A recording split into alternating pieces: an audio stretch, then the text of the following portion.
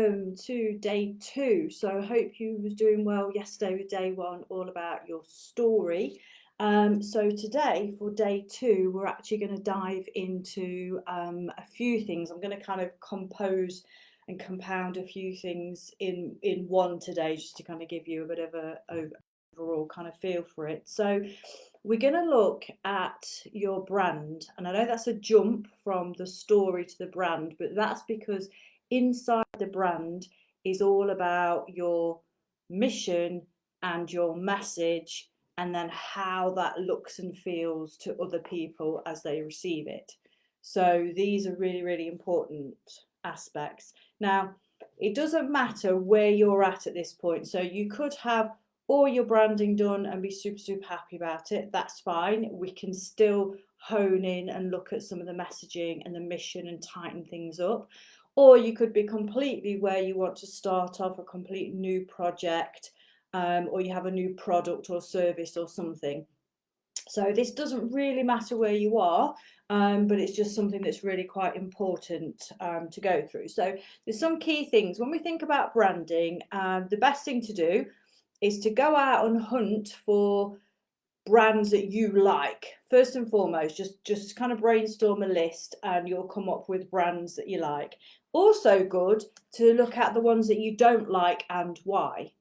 And we'll get into that a little bit later on in terms of what we like and what we don't like and why. And then also we want to look at what a brand actually is, and what it is not. And then we also want to look at style, colour, theme, and so on and so forth. So some of the first things is, I said to you, we're going to go through from the story from yesterday and start to map out what the mission and what the message is, and they're two different things. They're all the same, but when I say different, I mean that they're a different focus and a different piece of work. So let's say we've now got our chronological kind of story and we know kind of the peaks and troughs, and we've got that in some sort of format. Now what we're going to pull from it, if you did the 7 deep why exercise, what we're going to pull from it next is looking at your big why and then sort of looking at what your mission is. Now, the tricky part is we want to try and squash that down into as few words as possible, because like I mentioned yesterday, you don't want to be meeting somebody and them saying, okay, so what are you working on? And you kind of going, oh, okay, da da da da da, I'm working on this and it's doing that and it's from there and da da da, you know, and giving somebody a great big essay on it, because it tends to lose people. Even if you are super passionate about your topic and super knowledgeable and so on and so forth, to somebody else, because that's not their mission, it's hard to convey. So we want to try and squash that down. Now, we want to squash it down at its peak. And that might sound a bit weird, but what I mean by that, and I will give you some examples, is that we want to say what is the highest aspiration for your mission, as opposed to what's the bare minimum. So, for example, you might see people who have a post saying, I'm out, I want to help 1 million people, or I want to help 100 businesses this year, or I want to help people that are suffering from PTSD, or I want to go and help people that are refugees from war, or whatever it may be. Take whatever your topic and subject and passion point is and find the piece which would be the peak of the mountain, that if you was at the top of it looking down, you could say, yeah, this is where the flag goes, because this is the point where we've actually reached that aspiration. So it can be anything and everything. Now, again, like yesterday, just sketch out a bunch of words, as we said, and then start to piece them together. And then the greatest test is to then test that out on other people. Now, one thing I will say about conscious business and missions and so on, I'm sure most of you know this by now anyway, is be careful who you share things with, and be careful who you ask the opinions of. Don't obviously, if you have a feeling that somebody's going to be negative, or they're not going to be very helpful or kind or supportive or whatever, then don't ask those people. Ask people that kind of know you and get you, or if you've already got clients or you've already got customers, or whatever it is that you do, maybe ask them, just say, in the work that we do you think this kind of sums it up? and see if they get it. Because if we come up with a really obtuse statement that somebody's kind of not understanding, then that's not very clear, is it? And clarity is a real big thing in kind of what we need to look at those things. I always call it, you know, from clutter to clarity, because we can all, particularly people like me, can be very, very, very wordy and just come up with loads of ideas and loads of things and loads, and then you can have this great massive pile, and then you're pulling your way through it, explain to somebody else, and they're just like, they're gone, because they just cannot understand what on earth it is that you're talking about. So the thing here is to refine and define and refine and define until we have it to that real succinct kind of phrase. Now, at the moment, don't think a mission is something, the phrase we have here, don't think that's something you need to share with everybody, because you don't necessarily need to. It can become a tagline, it can be part of your logo and things like that, for sure. But if it's something that's not necessary to, you don't have to, is the point I'm saying. It's a lot of it is for you, for your internal focus. So once we've thought about what the mission is and what our kind of really compacted kind of few words are, the next things when we start to look at messaging starts to take the essence of the mission and starts to break it down and working out what kind of people is this aimed at, what do we do for them, and how is it going to help them. Because the thing is, and I've had to, you know, go through this myself a lot over the years, that at the end of the day, nobody cares as much about your work as you do. So we all might be super excited. Like I've heard so many authors go, I can't wait to get this book out. It's going to be life changing and whatever. And I sit there and I think, oh, you know, I don't want to dull down their enthusiasm, but the probability, unless you've got a big marketing campaign behind that book or you've got a paid ad funnel, is not going to make the impact that you want it to, because naturally a book isn't going to fly off the shelves unless it gets recommended or some kind of rosette in a competition, or it becomes some sort of bestseller. But even then, bestseller campaigns are normally contrived. It's just the way it is. So the thing is, you have to be mindful of all these different pieces. So when we look at personal branding, now, even if you're a company, if you think about the company, they will still try and make sure things like on social media and anything where they're actually in this sort of social platforms, they'll try and make it as personalized as possible, or they'll create characters, or they'll have like a team who's really vocal on something, because it's people resonate with people. So this is the sort of the disparity where somebody like me, for example, wants to be just serious about the mission. So we tend to put out a lot of content that is just on mission, on point. I have to be pulled back into thing of going, oh, actually, yeah, the people behind it need to be seen. The people need to have, you know, some of their lives and personalities expressed as well, because the thing is, you end up working with the person. You're not working with the brand, as in the brand logo turns up for a call and has a conversation with you. You know, that is done with another human being. So it's a really good thing to remember, because I think one of the things that used to put me off about that with personal brands is because I personally don't like to see, here's my dinner, here's my breakfast, here's my drink, here's my car, here's this, here's that, here's the other, because I just personally, for me, it's not on point and it's not anything to do with what I'm passionate about. So I just feel like I can't even think about those sort of things. I don't think to photograph them. And yet, interesting enough, on a lot of people's social media, it's the personal stuff that often gets the most response and the most engagement. The businessy stuff, or the things that are to do with products and services and causes and philanthropy and all the rest of it, that will get some attention, but it tends to be person to person. So just bear that in mind in your branding, that again, if we look at it from a yin and yang perspective, it needs to have some balance, it needs to meet in the middle. So while we're talking about brand, let's look at the message, but also look at the look and feel of it. So if you already have a brand or don't have a brand, it doesn't matter, still do the exercise. But you want to be looking at what are the colours, the style, the look and feel. What kind of experience do you want people that come to your doors to have? Just a quick one, just because everybody will know this, there's a big difference, isn't there, between something like a fast food restaurant and something super high end.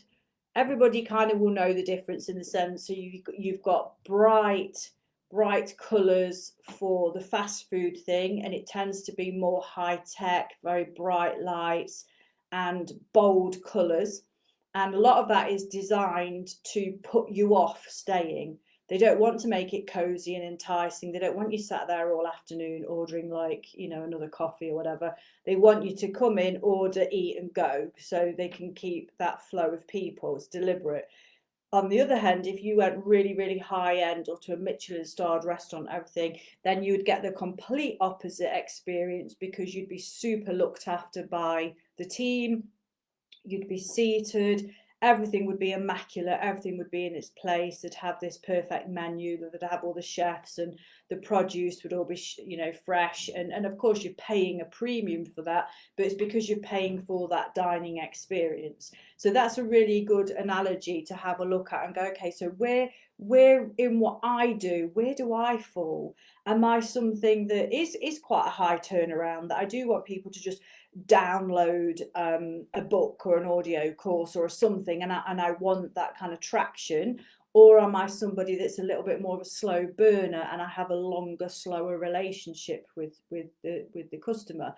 So they're really important things to think about. And then when it comes to, you know, style and design and colours, yes, of course, have those things that you like, but always seek the help of some sort of designer. We have our sort of head creative, and the difference it makes when people have tried to do something on their own versus when they work with our digital agency team, and then the work that comes back out, they're like, oh, okay, I see. Because you can't compete, nor should you want to, with somebody who's got that professional eye, who's that's what they do all day long.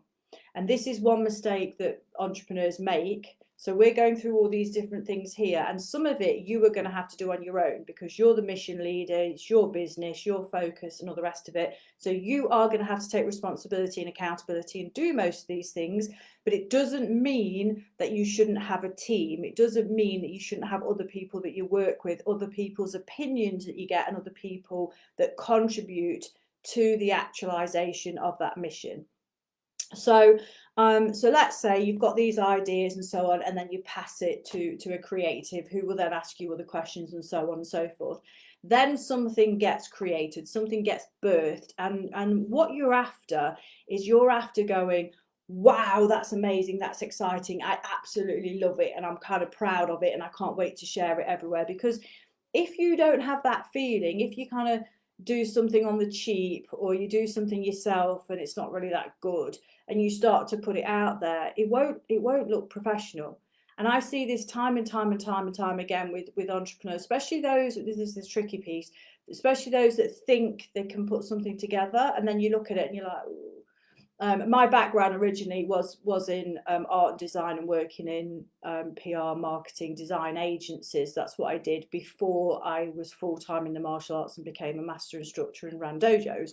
So that was my first thing, and that's why we have a real multifaceted team within the dojo, because I'm really consciously aware of how much team support you actually need to produce a mission.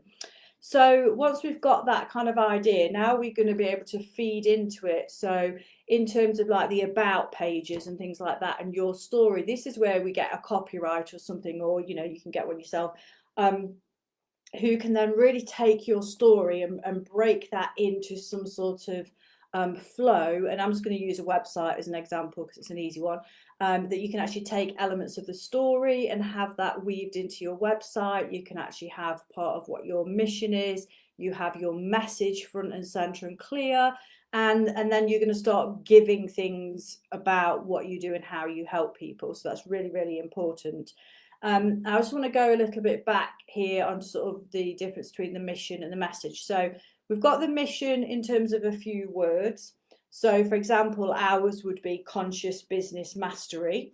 Now, that's the top end of it, meaning that we want people to come into the dojo, experience a whole bunch of things that are going to really help them go to six figures and beyond inside their conscious business, and do that in an exponential way. So that once they've mastered these things and they leave, they are then going to be able to sort of 10x it and do whatever they want to. So mastery is a really important part of what we do, because if you go to any online digital course program or anything like that, and there's some amazing ones out there, so this is not about bashing anything that's out there. The problem that I found repeatedly with entrepreneurs is we can be a little bit of course collectors. We can be a little bit like, oh, that looks really interesting, I'll download that, or I'll sign up for that, or I'll jump on that webinar, oh, I'll join that program, oh, I'll do that course, oh, there's that mastermind, looks great. And we just gather and gather and gather things, which is awesome. We get a lot of information, knowledge, experience, wisdom. That's fantastic. But if we're not mastering that material, if we're not embodying that material and actually doing it, we're never going to get the result. And I found over the years so many people that I've worked with that will be, well, I tried this and it didn't work, and I tried that and it didn't work, and I don't seem to be getting any results with that. But when you actually sort of pick it apart and you go, okay, so these steps, let's pretend there's 10 steps. So did you actually do all 10 steps thoroughly? Did you rinse and repeat the 10 steps? And let's say once you've done that twice, you're supposed to do steps 7 to 10 every week, let's say. And did you do that for the next 3 months? 9 times out of 10, it's going to come back with a no, because what will have happened is their peak of interest would have gone like that, and then they'll be off to the next shiny new thing, and that is a mistake. So what I like to do now is have what I said yesterday. We have like the core essentials, because I'm saying continuously, like a stuck record, we have to nail the core essentials. It's almost a bit like a game of Monopoly where it says do not pass go. It's a bit like that, going, we're not even going to get on this board until we have these down. And in terms of like going back to the belt things, it's you cannot join in a black belt class if you haven't done all these precursing belts. It's an impossibility, because you won't know what you're doing and you'll probably get injured. So we have to start here. We have to start at the bottom. And there's nothing wrong with that, because you'll always hear people that are up there always go back to the fundamental basics, always go back down there, because those things need continually improving upon. It's not a case of, oh, tick, tick, tick, I did all those things once 5 years ago, so I don't need to revisit them. Not at all. A lot of this stuff you need to annually just check over it. It could only might take you an afternoon or something. It's not that big a deal, but every year you could just annually take all these different components and go, okay, how's that fitting? How's that fitting? And I guarantee to you that particularly with messages, it will evolve and it will evolve and it will evolve. So there's two things here. It's important to actually have something done, and then we let it go, because always know that you can revisit it and update it and elevate it at another time. But we need to get all these blocks in place and then progress forward. So we want to have several things here. So we want to have like a shortened message, little statement, but then underneath that you want to write a paragraph about your mission and what that means to you and what you want to accomplish by it. So if I just gave you a quick example, I don't have it the written down version in front of me, but just off the top of my head, if somebody said to me, okay, so why are you so bothered about conscious business mastery? I would say something like, well, I feel that the conscious entrepreneurs are able to create a tipping point in the way that business is done on the planet for the betterment of the planet, humanitarian issues, environmental issues, animal kingdoms, all the other causes, all the things that aren't right. Because I believe conscious business is the top part. If you remember yesterday, I said conscious leadership and conscious living, they fit together. So my belief is that if we live more consciously and we lead more consciously and therefore do business more consciously, then by default, we will improve. And if we will improve, I, as much as millions of other people like me, and I'm sure you watching this, is going to go, okay, because we don't want any more wars. We don't want racism. We don't want children dying on the streets. We don't want trafficking. We don't want sexual abuse. We don't want murdering and so on and so forth, and all the other sexisms and all the other things that go off for people that are grouped into something and then they are um, abused for that. So for me, it's a very big altruistic purpose. Um, and I see that every single individual that aligns to their mission and does the inner work and follows these principles to execute out into a conscious business is not only doing a great service to themselves and their community and their customers, it has a ripple effect across the planet. And then when you times that by, 100 people here, 100 people there, and you do that on a global scale in terms of like thousands and thousands and thousands of conscious businesses, that's some heavy hitting. And I remember reading one time that a tipping point in like a cause, like a bit of a revolution, was like 144,000 people. So in my mind, I've sort of thought, okay, so if you could get 144,000 conscious businesses moving together to push forward a new paradigm, then this planet we could actually start to have.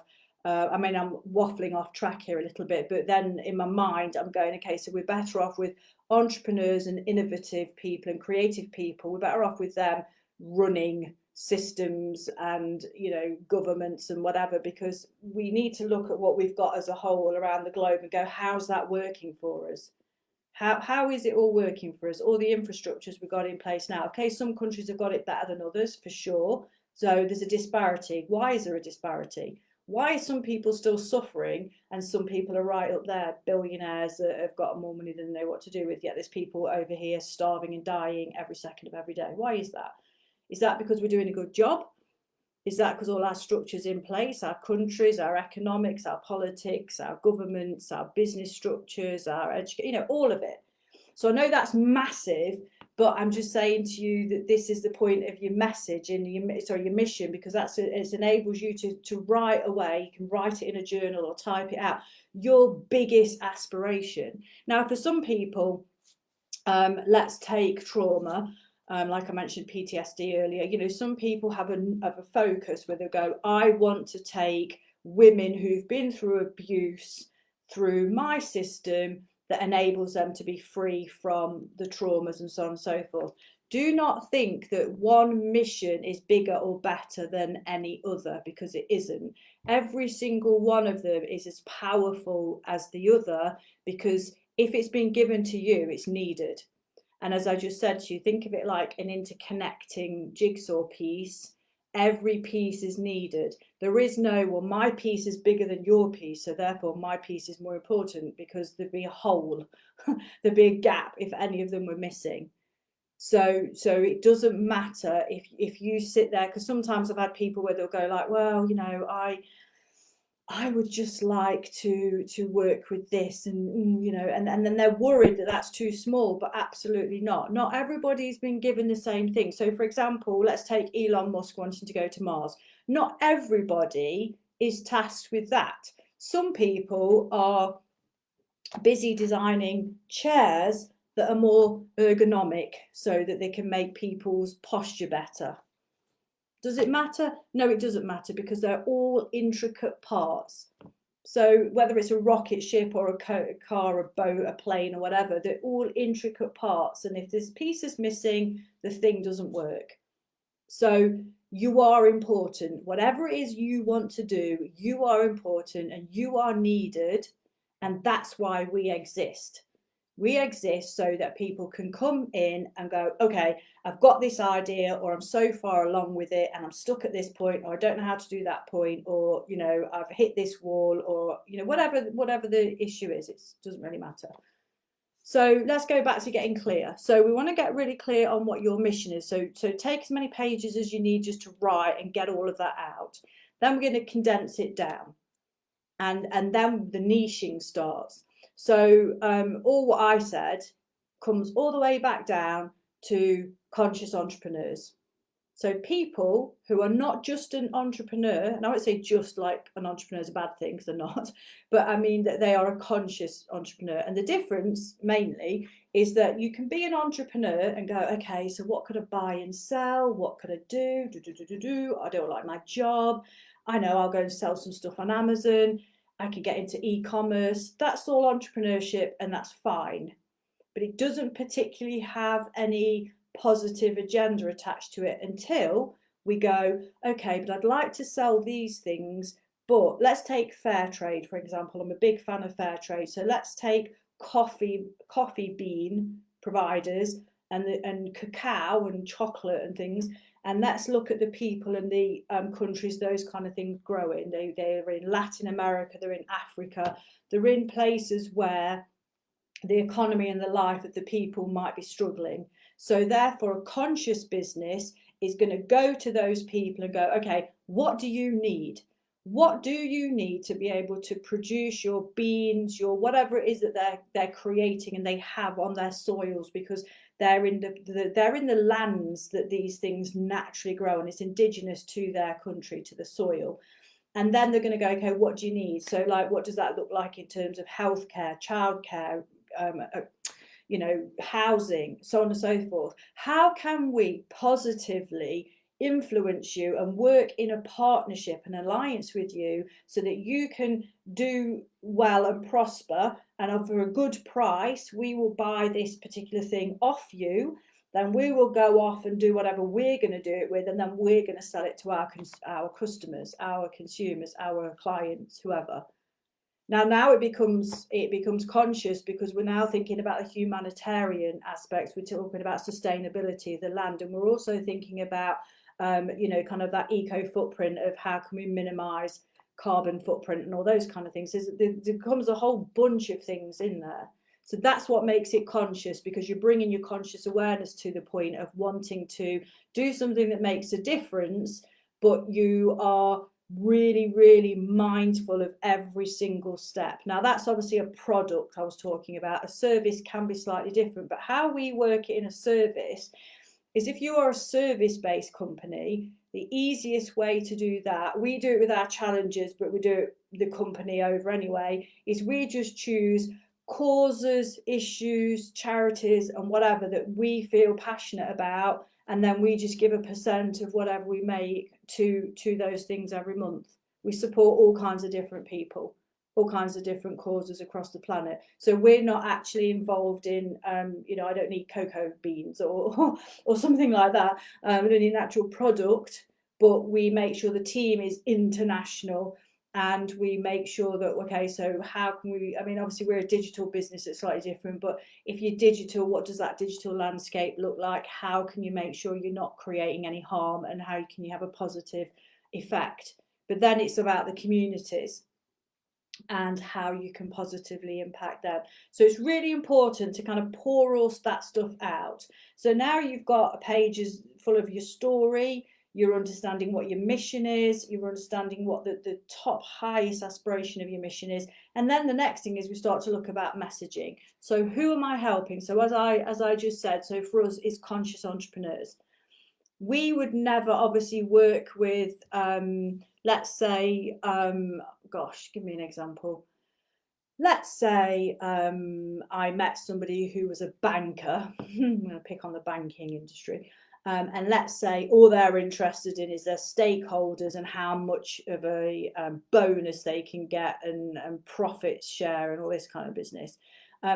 Not unless that person stepped into conscious leadership, started to look around that and went, actually, we could actually really change our model. There is, like, for example, a bank in the Netherlands called Triodos Bank, and that was set up very much in this kind of green eco part of banking, where they only use money that's actually to do with sustainable, humanitarian and everything. So basically their money's clean. So it's a green bank, because they're not secretly trading it to arms and weaponry to whatever country. They're not really sort of turning a blind eye of who they're lending money to or taking it away from. They're doing it in a very conscientious way, and they produce like a a newspaper every quarter which talks about the businesses that they've invested in and the people that are actually doing all these kind of conscious-based businesses.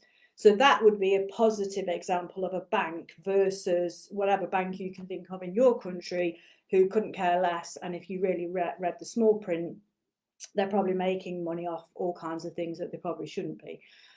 So that's a major difference there. So when you start to look at what your messaging is, we need to define who your audience is.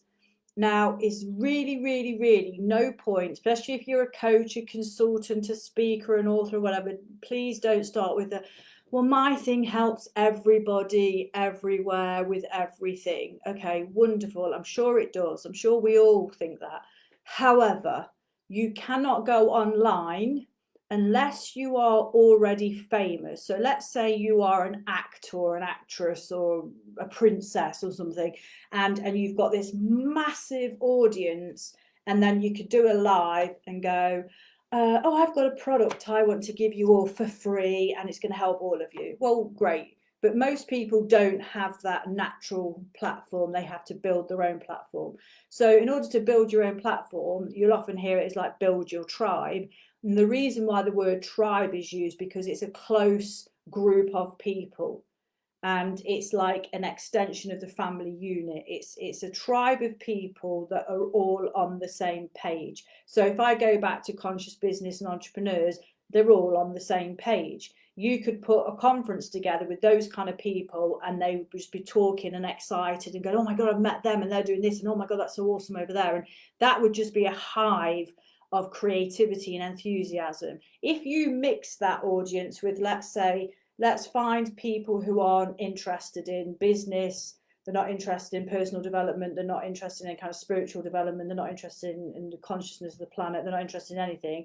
You stick half and half of them together and you've got half of them will be making the other half depressed, probably because they'll be all doom and gloom and negative, and then the other half will be, you know, all excited about what they're doing, and these other people would be like, they'll just be going, well, that sounds like hard work, I don't really see how you could get that done, and they would, you know, be kind of dampening. So you want your niche audience to be as targeted as it can be. That doesn't always mean it's got to be, I speak to Joe who's 32, who's whatever. I know a lot of times avatars are created very specifically like that, and there's nothing wrong with that, and you can do that.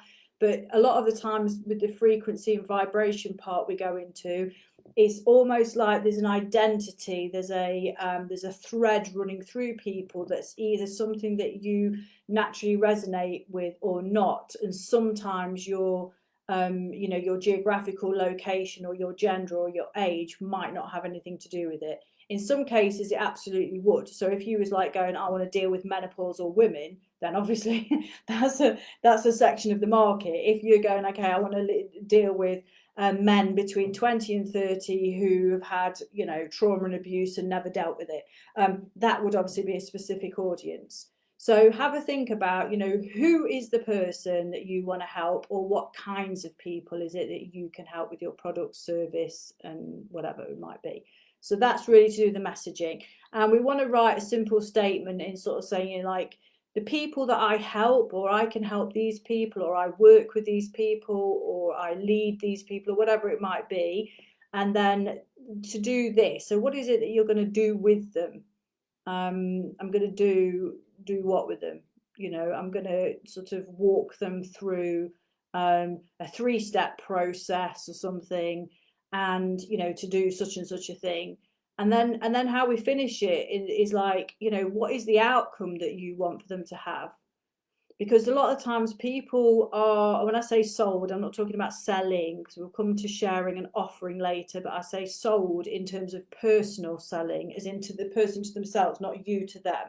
So for example, if you see really well executed ads on Facebook and you're reading it and you're going, that sounds like me, I'm super interested in that, and I click on it, nobody's forcing you to do anything, which is why it kind of irritates me when people moan about ads, because I just think, well, they've been sort of the algorithms sussing you out on what you like and what you don't like. And me, obviously, in my work, I'm always fascinated because I will save lots and lots of these to share with clients or to show people, because I think it's really, really important that you can see really good examples of things that have already connected with you. So you've sold yourself. That's the point I'm trying to make. So that you've watched the video, or you've read the copy, or you've seen it and you've clicked on a page and you've watched a video or downloaded something or whatever the interaction is, and you've already gone, oh my God, this is awesome. I just want it. I want to do it. So you're already pre-sold, but that's because it goes back down to what we've just said. There's going to be a really tight thing going on there,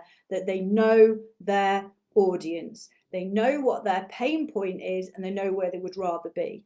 And I know sometimes there's a bit of a kind of debate about this whole pain point thing, but the fact of the matter is, for human beings, it's just the way we are psychologically, that if we are uncomfortable enough about something that we consider it to be a pain point, it pushes us into action. If it's something like meh, meh, it's okay, I might get around to it. This is where people are seemingly sat on the fence, because of the sat on the fence because I'm not really that bothered. But if I'm on the side of the fence where I'm going, actually, that's a real problem to me, I just want to sort it out, then I'm more motivated. And therefore, whatever it is that's been shared with me, offered to me, I'm then more in a better position to decide, do I want to move forward with this thing or not? So that's why that's really important.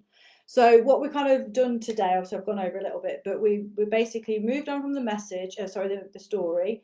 We're starting to look at your brand and what that looks like. So get those examples of companies and businesses and people that you like and you don't like.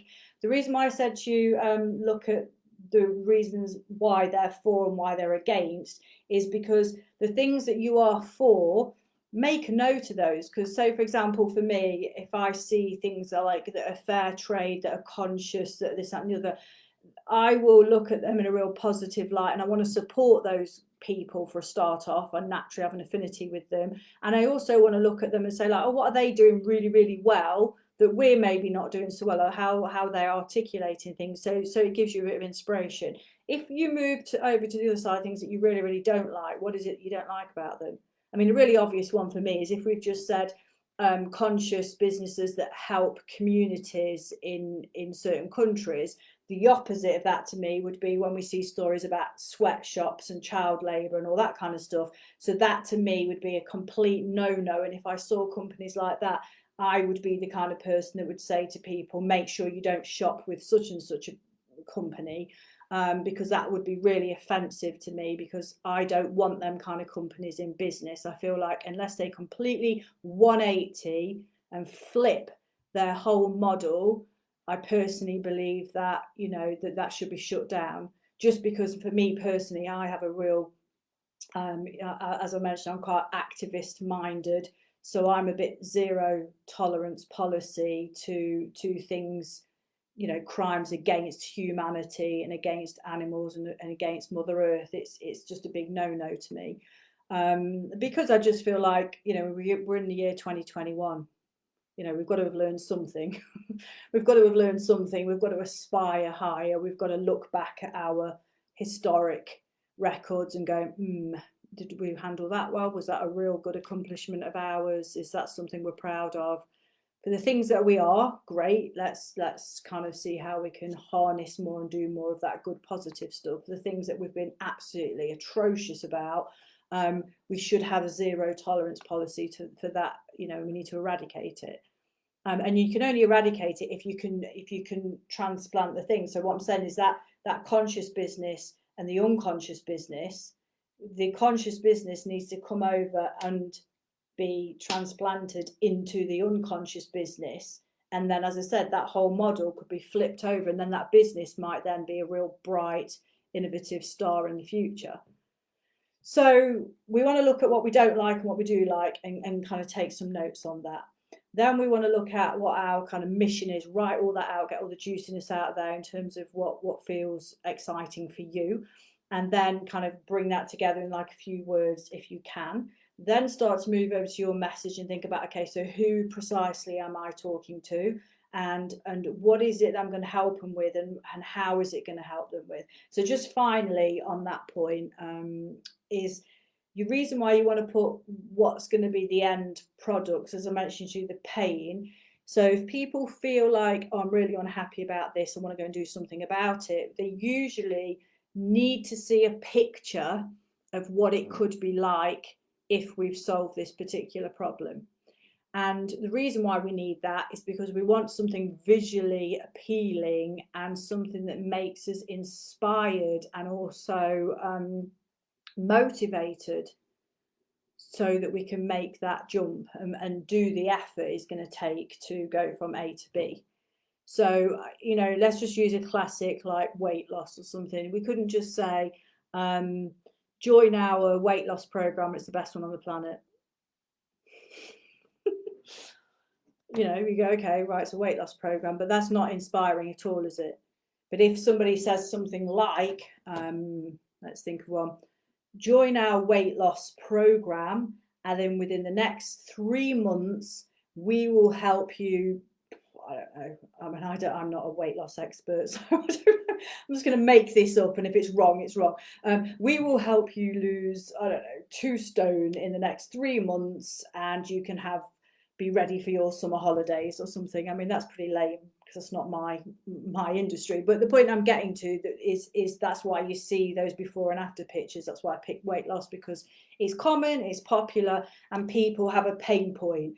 I am unhealthy, I have got some illness, I am feeling uncomfortable in my clothing, whatever it might be. So that's their pain point. And then they're looking forward at something like, I want to get back in those clothes, or I want to go to an event, or whatever it might be, or go on holiday, whatever it might be. And that's the aspiration. So you've got to prove that you understand your audience and that you are with them on it. You're not talking at them, you are with them going, I know, I've been there, I've been on those things. This is why a lot of times I'll say to people like, we've worn the t-shirts, because if I talk to entrepreneurs, you'll find this as I'm going on in these different things, that I'm always very, very happy to share all the trials and tribulations and traumas and wipeouts and whatever, because the thing is, for us as a service, this isn't put together by a bunch of people who were born into $1 billion and never had to lift anything in their lives, and it's just sat here and it's all tickety boo, and now having a little bit of a dabble at helping people with conscious businesses. This is actually people who've been through the mill, many times over. So we've got the stories, so we understand you, so we're with you, we've been in the trenches. And you always are in the trenches in some shape or form. It doesn't really matter where you are and what it looks like. There's always going to be a new set of challenges and hurdles and obstacles, but it's just the training that you go through to enable you to be equipped and how to deal with them. So the reason why this is conscious business 6 figures and beyond is because for me, 6 figures is a minimum. And if somebody wants to cap at 100 grand because they want to work on their own, fantastic. But if they want to build a team, or they want to be in different countries or whatever, and they want to grow and scale, you still got to have those foundation things in place. That's why I said the core essentials, you cannot escape them. And it doesn't really matter. I've known people that have come into businesses and gone, I've already made 2 million or something, so I want to skip this and this, I just want to go to the high level. And then I've seen other mentors turn around and go, nope, you're going down back to the bottom, because I don't really care how much money you've made over here. If these things aren't in place, your foundations, you haven't got a scalable model. Sometimes these models are almost like duct tape together, because it's just built at speed sometimes, and they're just botched together. Doesn't necessarily they know what they're doing. Okay, so this is really, really important. So I'll leave you with that today, and then tomorrow we're going to go on a little bit more about the conscious business structures and how that looks like, and the different mediums we can use, and sort of I'll talk to you a bit about business maps as well. I know I went over quite a bit today, but I'm trying to pack as much content into this to give you as much as possible, so that you really get a feel for all these areas. And as I said yesterday, if you need any help with any of it, if any of it's not clear, drop a message below. If you'd like to get a little worksheet to go with today, yesterday we did cats, so today let's do dogs. So if you want to do a dog GIF, if you want a little handout worksheet to go with today's, And then tomorrow we'll move on, and then as we're going along, all these things will piece together, and then I will have given you a huge, well, I'll have given you the fundamental basics. There is no secret one that I'll be hiding and ransoming off for a high price. We're not, you know, we want to kind of actually give you lots of content in this so that you can actually get on with it. But if you want any help, you want to talk through this with a human being, obviously we've got a whole team here, so we're happy to have a chat with you, find out where you're at, what you're stuck on, and we can give you some you know, bits and things to help you. And obviously down your path, if you come to a point where you're like, yeah, I'd really like to work with these guys, then obviously just let us know. Anyway, so have a wonderful rest of day. Thank you for listening to today, and then I'll catch you tomorrow. Take care. Bye bye.